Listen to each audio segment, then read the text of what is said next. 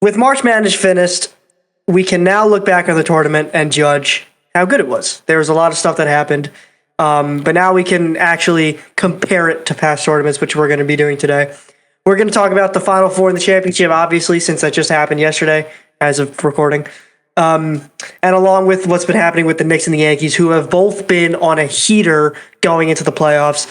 And since it's close to the playoffs, New York sports are in full effect, which, as in our neighboring city, Philadelphia, means that regardless of win or lose, the city may explode. But anyways, welcome back to the Beyond the Mitch podcast. Let's get right into it. Starting with the Final Four in Michigan. Michigan just showed that they were dominant, even in the Final Four. But we'll get to which day was the Final Four on? Saturday. There you go. Not Thursday, as I said in our first recording. Yeah, there you go. I was watching with Peter Montano, my goat. Yeah, you were at my house. I wasn't even there. Shout out, Mr. Montano. I wasn't even there for the first game. He was not. I was watching with his dad. Yeah, and Colin. I'm part of the family. Come on. At this point, yeah. Yeah. Yeah. So, Michigan clearly against Arizona, which we thought was going to be a shootout between these two teams, turned into a Michigan slaughter. And Michigan showed that they are the best team in this tournament. I want to start this segment off with saying that both of the Final Four games were not good. Which Christian and I did predict talking to each other. UConn, Illinois was close, but UConn never dwindled their lead. Yeah. That's the other thing is that, like, Illinois didn't really look dominant. They didn't really look in their other games. They didn't really look like they did in the other games. I don't know if that's because Dan Hurley, was very, very on point defensively in his coaching, or if they were just on an off day. But in the second game with Michigan and Arizona, Michigan frankly made Arizona look like a G League team. Like, that was just, and Arizona, we said for the past month, they have been one of the most respected and better teams in the tournament. I said this either last week or the week before. They were clearly the best two teams in the tournament that were on a collision course towards each other, and it was just only a matter of time before one took care of the other. And Michigan showed that they were the better team. No, but my only and I don't at all mean to discredit Arizona like that. No, yeah, but it just kind of, it's a little bit odd for me because just the way that it happened, like, both of these teams were so dominant. I was expecting Arizona to put a little bit more of a fight. Like, Michigan won by 20. Yeah. Like that wasn't 30, I think.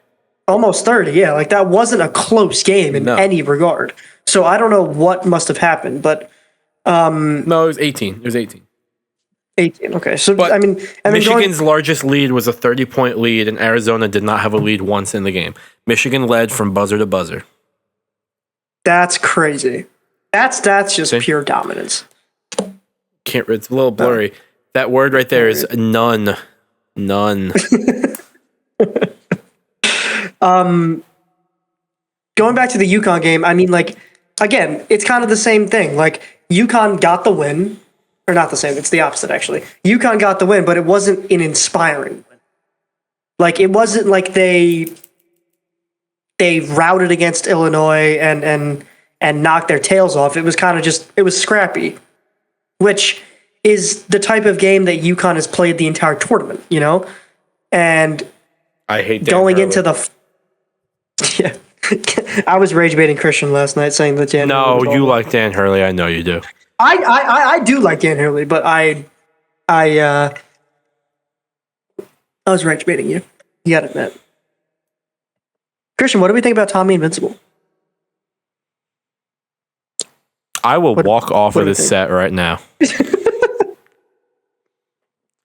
I will leave the studio. I will leave the studio, aka my bedroom. I'll go play Mario downstairs. I don't care. Dude, go say hi to the fish. Oh, everybody watching, Christian just got a lot of more fishes. Can you show everybody, bro? Do you have the video I sent? I think. Morgan Geeky hat trick here.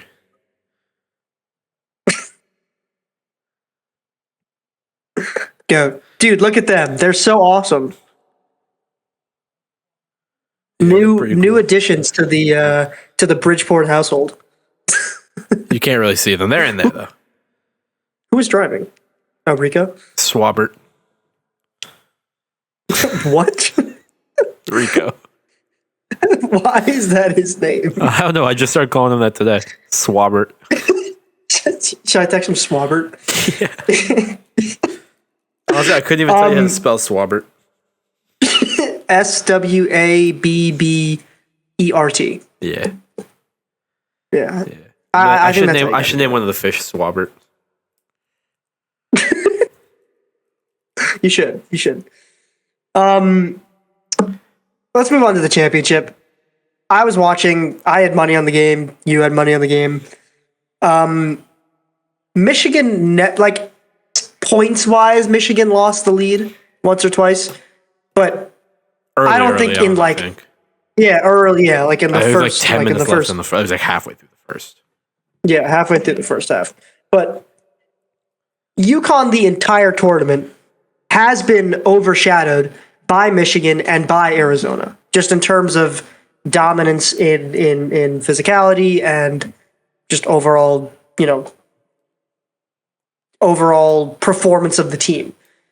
Last night showed why Michigan is the powerhouse. They dominated the entire game without taking their foot off the gas, especially the second half. I will give UConn credit in the first half. They did slow down. Like, they made it much more competitive, I would say. Defense is what kept them in this game. Because I put this in the notes. This was Michigan's only game in the whole tournament where they did not score 90 points. Yeah.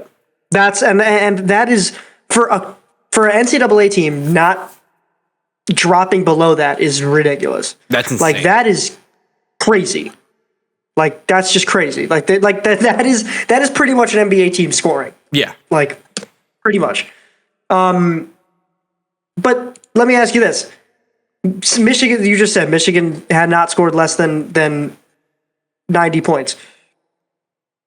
Given that fact, did UConn really have a chance to begin with at all going into that game? I don't think so, personally. Yeah. Like I said, they gave it their all. Their defense kept them in the game completely. Yeah. But Michigan was no match for the Michigan Wolverines. I will say, and I don't know if you agree with this, I think the thing that was in the back of everybody's mind, because I think everybody agreed that UConn's team this year wasn't, as star-studded as it has been in the past. I think the thing that had kept people rooting for Michigan was the fact that Dan Hillary is the coach. The fact that the mindset is he's won, 3 national championships now? 2 national championships? He'll find a way to win. And he didn't, just because of how dominant this Michigan team was. So I think that's something. When I say I don't like Dan Hurley, it's not to discredit his coaching ability. Yeah. It's his personality is just, he's arrogant, he whines, he complains. He has a lot of it. He's a jerk. Yeah. A jerk to the media. So I don't. But that was so crazy how he was headbutting that referee. Dude, the guy literally didn't even do anything. Like, he was just standing there. How he did not get a technical foul called on him is beyond me. Yeah, I don't know. I have no idea. That was crazy. But I would say, what do you think is going to happen next year? But with the state of the NCAA, you can't predict anything with the transfer portal and with NIL. Give me Arkansas. Give you Arkansas. 2027 March Madness early predictions. Christian is ESPN will be using this clip next year when Arkansas wins. You know what, Christian? I'm going to ride off that boat. Let's go. You know what? I'm sticking with it. The Mean Birds. Let's go Kansas. The Mean Birds. Kansas is winning the national championship in 2027. The Jayhawks. Bill Self getting another championship. Yeah. Nick, they won not too long ago. Yeah, wasn't it like 22? Wasn't it? Was it really that recent? I thought it was before. Yeah, it was Kansas, UConn, Florida, and now Michigan. And then Baylor before Kansas. Oh, Oh yeah, I did know Baylor. Yeah. All right, well, you heard it here first. So now I think Beyond the Bench has predicted the final. Now we have to see who's actually going to win. So it'll be a Kansas versus Arkansas final. Oh, that's what we're doing. Yeah, I'm down. Put money on it right now. All right, $1 to win like $40 million. I got it. Moving on to the MLB. How about those Yankees, Christian? This has been one of the more impressive starts of the season that I can remember in a my favorite Dominican player, Ben Rice. Ben Arroz. Ben Arroz. My favorite Dominican player, yeah. They're losing right now, but it's all right.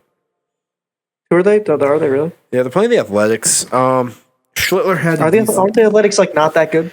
They'll probably be around 500. They're like middle of the road. Yeah. So Cam Schlittler, 5 innings, 5 hits, 3 earned runs, 7 strikeouts. Not a bad game. But that's not a bad game at all. You know what? I'm just going to start with this point because it kind of proves it. Yeah. The Yankees pitching is saving their lackluster hitting, and maybe not in this case tonight because it's been that bad. The Yankees have 3 hits. One of them is an Ahmed Rosario home run, which is their only run of the game. The Yankees batters, they're not. They have. Let's see how many people they have that are actually hitting well. Ben Rice, who we'll talk about in a second. Judge is getting his average up. Fine with that. He still has 3 home runs, so I'm not even going to complain. Stanton is batting .371 with a stolen base, by the way. And then that me and you saw live. Cody Bellinger is like, okay. And after that, it's nothing. I will say, in terms of the past 5 years in the Yankees playing, their main concern has been a disconnect between pitching and their offense. Usually it's the other way around, though. Right. That's what, like, it's there's never a point where they're both happening at the same time. It's either pitching sucks and hitting is really good, or pitching is amazing, like right now, and we just can't get runs for whatever reason. So, I have to change Ben Rice. I have to change my number. I wrote down Ben Rice's OPS, and I have to change it because he had an at-bat since I wrote it down. Did he really? Yeah, he struck out, I think. No. But you know what? He's one of the best hitters, so I'm not even going to get mad at him. Well, no, let's talk about that. The fact that Ben Rice has the highest OPS in the MLB. That he has the highest OPS in the entire MLB, tied second for WAR among infielders, is beyond anything that us Yankee fans and even baseball fans as a general could have hoped for. So do I. I love him too, but he has been so dominant. He has 11 RBIs, he's 3 home runs, 10 hits, 1359 OPS. When we started recording, he had a 1405 OPS, but he got out. Like 5 minutes ago, I think.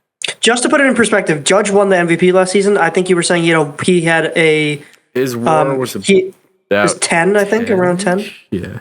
Yeah, which is crazy. And Ben Rice is 14 right now. He had an incredibly high OPS as well, Aaron Judge. 1145, which is really high. 1145, yeah. Yeah. And then that's crazy. I mean, I was saying this to you earlier. If this continues, he'll definitely be. But in terms of MVP voting right now, I think he's at the very top of that list. Yeah, the very top. And then on the flip side, and going to the pitching, we got Cam Schlittler and Max Fried, who Cam Schlittler through 3 games has 22 strikeouts, which is 4th in the MLB. That's ridiculous. 4th in the MLB, behind, I'm going to have to guess, Paul Skeens. No. It's 4th in the MLB. He's tied with Garrett Crochet. Guardians pitcher, Gavin Williams, has 25. Kevin Gausman, 26. And the Miz, Jacob Mizraski, has 28. He had 10 strikeouts today in 5 innings. That's 10? Yeah. Holy shit. But yeah, Cam Schlittler's been lights out. And then you go on the flip side to my main man, Max Fried. He's given up also 3 runs this season, so they've both given up the same amount of runs. Fried in a little bit more innings. But with Garrett Cole and Carlos Rodon out, this 2-headed monster has been incredible. And I can only imagine what's going to happen when Garrett Cole and Carlos Rodon are healthy second half of the season. Yeah. They might not even need to rely on their hitting like they usually do. I'd like it to be there. Don't get me wrong, but that's got to be the best pitching rotation in the MLB. Oh, 100%. And the thing is that if we can keep this trajectory up, by the time those two come back, it'll be okay. Because obviously Garrett Cole is coming off a pretty serious injury, and we don't know how he's going to perform. The fact of the matter is, if we have at least 2 or 3 guys that can soften that blow, if Garrett Cole isn't, what we'd hope him to be, because obviously he's going to need time when he comes back. That is the key. That is the absolute key to pitching right now. You cannot have a player come back into pitching in the MLB and him not be at 100%. You just can't. You will be on a skid and you will lose games. The fact that we have that blanket, that security blanket of Fried and Schlittler as of right now, is genuinely best case scenario in terms of a bullpen situation. Yeah, absolutely.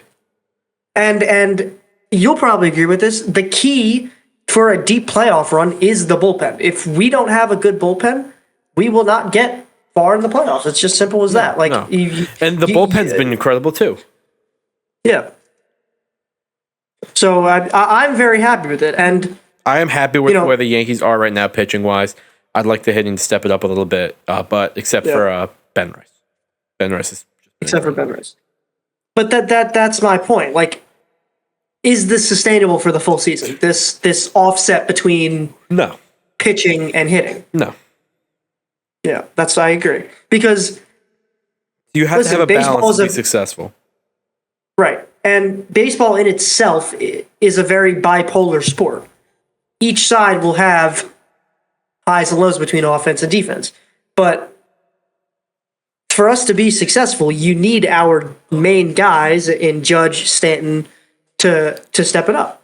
Yeah. And then not that they haven't been performing well. Judge has already three home runs? Yeah. Like, that's good, but they need to start producing like they're in the MVP race again. And if we can find that balance, then hopefully this team really, really, really can, make it to a World Series or even win the World Series for the first time in 20 years. Yeah, it's almost 20 years. Jesus. Yeah. Well, I'll move on to the team that is currently in the playoffs right now, the New York Knicks. Yeah, can I just do one thing real quick? Yeah. I just need to play the. I just need to show the people the best. Do something stupid. No, it's not going to be something stupid. It's going to be. This better be something stupid. What do you think? I can't hear whatever's on your phone, so. No! How is this happening again? It's actually kind of funny this has happened twice now. It can't happen again. Wait, what? Hold on. First with the harmonica, now this. No? Nothing? All right. CJ, you got to clip that. It's happened again. Nah, bro. No. Okay, I'll sing it. No, that's even worse. No, I'll sing it. All right. Oh, Orlando Magic. Orlando Magic. Oh. So what, are you a Magic fan now? No, I'm not a Magic fan. I just love their theme song. It's so stupid. Dude, it's awesome. Stop it. It's literally the best theme song in the MLB. Jesus Christ, NBA. It's literally the stupidest thing I've ever heard. No, it's like awesome. Stop it. Anywho, the Knicks had a huge, huge win against the Hawks last night. With an almost buzzer beater by CJ McCollum. Didn't get the shot off in time, but it was a crazy shot. Yeah. Either way. Knicks win by 3. Jalen Brunson, 30 points, 13 assists. Cat with a great game. Mitchell Robinson with an incredible game. Bridges, OG, They all showed up. Everybody showed up last night when it was needed. Even though Nickeil Alexander-Walker was killing them from 3. It felt like he was hitting every shot that he took. Yeah. I will say, the fact that the Knicks are playing this hard, even though they're still they're already in the playoffs. Yeah, but seeding shows matters. Hard. Seeding matters. I know seeding matters, but like, what? Now we're only 2 games behind the Celtics. That is huge. That win last night is huge. Which there's three Knicks games have left? 3 games left. The Celtics have 4, but they're playing 1 right now. Okay, They're losing. I mean, it's possible. They're losing 61-55 at half to the Hornets, who the Knicks play in their final game of the season. So the Knicks' remaining schedule, they got the Celtics. That is the biggest game of the season. Beat the Celtics. Oh yeah. Then you got to go. This is all home, by the way. You play the Celtics, you play the Raptors, you play the Hornets. All are playoff teams right now. Hornets are in the play-in spot. Raptors are in the first spot out of the play-in, I do believe. Yes. So you got to beat them. Right now, the Knicks are lined up to play the Raptors in the first round of the playoffs. So you got to make sure you get their number down. Yeah. Then, you know what? You beat the Celtics, you beat the Raptors, you beat the Hornets, hopefully. The Celtics are losing to the Hornets right now. They lose again to the Knicks. Issue is they play the Pelicans and then your Orlando Magic. Yes. Well, So, I'm. That's the I one don't mean to be time. rude, but I think the Pelicans is an automatic win. Yeah, you would have to think. But I might have to root for the Orlando Magic for once. Yeah. Orlando Magic. But it's going to be tough for the Knicks to claim that 2 seed. The 6 seed, which is who the Knicks would play if they had the 3 seed. The 6 seed's wide open. You could get the Hawks, you could get the Raptors, you can get the Sixers, Hornets, or Magic. All 3 of them are tied. And then the Raptors are half a game ahead of them. So it's wide open with who the Knicks can play in that 6 seed. But Honestly, out I of am those, terrified of the Sixers. I will say that. I am that's terrified of the yeah. Sixers. That's exactly what I was going to say. I was going to say out of all of those teams, the only team that I wouldn't want to play is the Sixers. I'm terrified of the Sixers.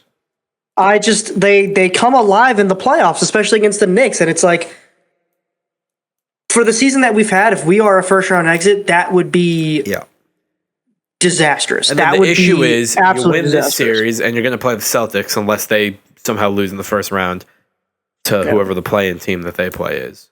And then after that, you got to play the Pistons. It's a rough road for the Knicks. It is.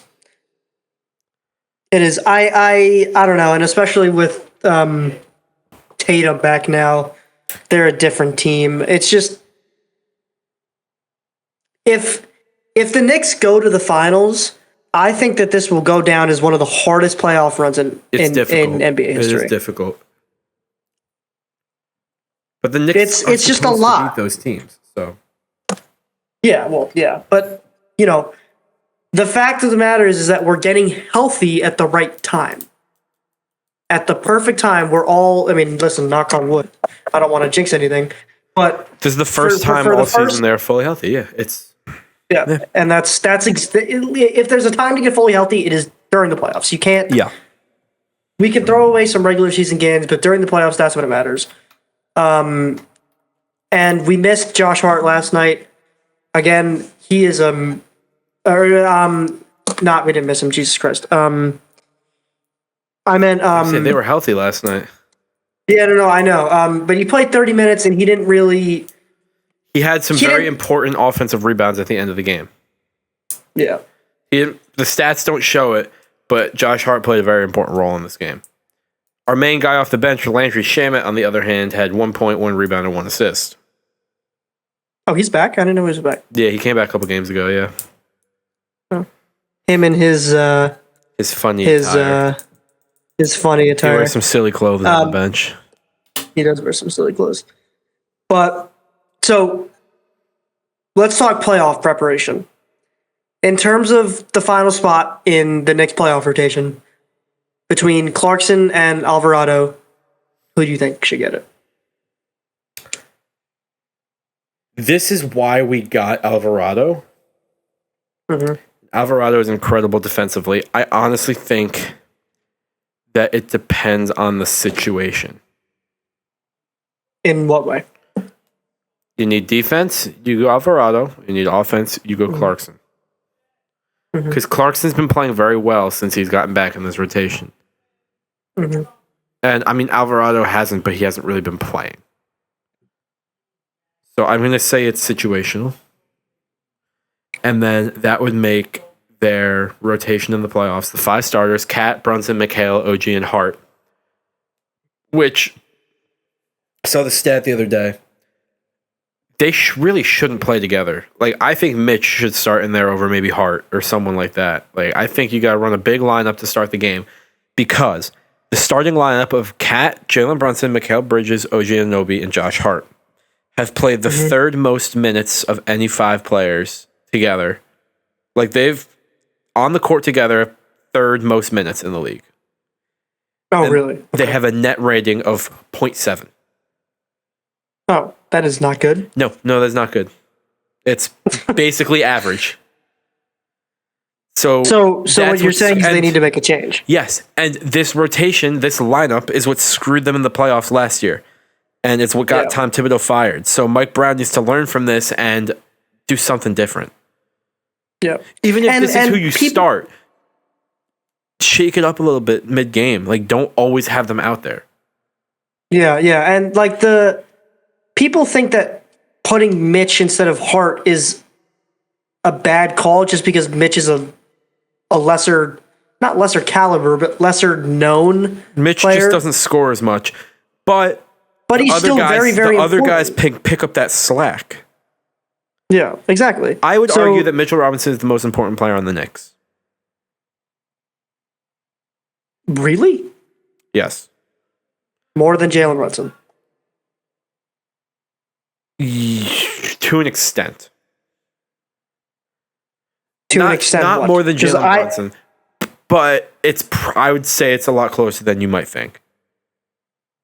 No. I think he's top 3. They look lost when he doesn't play because he gets so many rebounds that everybody else doesn't get. Yeah, because he's massive. and he's not afraid to fight. That's the thing. He's not afraid to fight for the rebound. I honestly think that if we can go Cat, Brunson, Mikal, OG, and Mitch, that's a huge lineup. I think, like, physically, that is a big lineup. Yeah, but again, that's how. Listen, let's say you walk into a court, right, and then you see, in terms of NBA players, you see a short NBA squad. What are you going to think? Oh, I can score more than these guys. Yeah, no, absolutely. Comparatively to you walk on the court and everybody on that court has an average height of 6'7", 6'6". You know, stop it. I know what you're going to do. Stop it. Caught my attention. Stop it. Caught my attention. Like you rang. You rang. It plays a very, very big mental role, and in terms of actually playing, I think Mitch generally performs better in that situation as well. Yeah, absolutely. He's the longest tenured Knick. He has the most experience. He knows what to do. Yeah. Absolutely. So I don't know. I'm very excited. I do agree with the notion that getting to the final is going to be. I'm excited, but I'm also worried for the Knicks playoff run. Yeah. That's not worried. Nervous is the right word. I would just go as far as to say is I think I am more hopeful that they will get to the final this year than last year. Not after they beat the Celtics. I thought they were going all the way. I didn't. I still didn't. I thought the Celtics were just. I thought it was going to be. I don't know. We'll see. We'll see how they do. I will say the first round will tell us. Yeah. The first round will tell us the vibe of the playoffs, because you can't really predict it now, because even though there's still 3 to 4 games left, there's still so much that can happen. There's still so much that can change. Like if we end up getting the 2 seed, that'd be massive. Huge. Because if we get the 2 seed, who would we? Would it be that big? We wouldn't play the Sixers? Team. It would probably be. It's one of the same teams I just said. Just you get home court against the Celtics in the second round, which is massive. That's huge. I mean, we beat them. Did they have home court last year? Yeah, right. Yeah, we beat them last year. They had home court. I don't know. The Celtics are also a very, very good team too. So it's just it's tough. It's tough, but. So, I think that's it. There's one thing I want to talk about that Nick has no idea. He can't even talk about it. That's why I didn't put it on the notes. Okay. Ladies and gentlemen, patrons, if I will. Patrons. It's Masters Week. Oh, I cannot. No shot. I'm in a Masters pool, and I want to go over my current picks for each tier really quickly. Okay. Let's start with tier 1. I'm gonna go with Scotty Scheffler because I have never picked him in this. I never do because I'm like, I don't want to follow everybody, and it screws me up every single year. Scotty has not won a tournament this year. He is so due to win a tournament. Tier 2, my GOAT, Hideki Matsuyama. I love Hideki Matsuyama. I can't believe he's not tier 1, honestly. What about who's the other golfer? Oh my God. No, what's his name? Not the golfer. Dude with the giant surfboard. Oh, Masayoshi Takanaka. Yeah, that guy. I love him. Masayoshi Takanaka. In tier 3, as of right now, I have. I don't know why I had Sam Burns there. Is Akshay Bhatia. He won, I think, one of the first tournaments this year, and he looked really good. So hopefully he can carry me to the promised land because there's already 83 people in this pool. Hopefully there'll be more. So there's a lot of money on the line. How much money would you win? I don't know, but it's $25 per person. All right, well, no, let's do the... Okay, but the winner doesn't get everything. I think second and third get something too. But if the winner got everything, it's 83 times 25 is 2,075. So I'd probably get at least $1,000 as of right now. And then in tier 4, we're going to have Cameron Smith. Tier 5, Rasmus Højgaard. And tier 6 right now is Ryan Fox. That is a stick name. Rasmus Højgaard? Rasmus Højgaard. That is sick. Where's he from? Sweden, pretty sure. Oh, okay. And then tier 6, right now I have Ryan Fox, Michael Aaron Ray, Michael Sam Stevens. Haven't really decided there yet. But it's Masters week. I am excited. I love the Masters.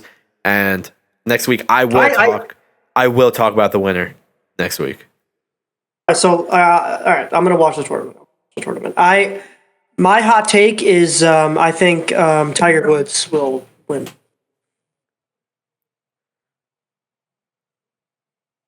And on that note, that is this week's episode of Beyond the Bench. Be sure to come back next week. I will definitely be talking about the Masters and whatever Nick wants to talk about next week. Which is probably a lot of bullshit, but it's okay. If you like this video, please like and subscribe. And we will see you all next week. Thank you for watching. See ya.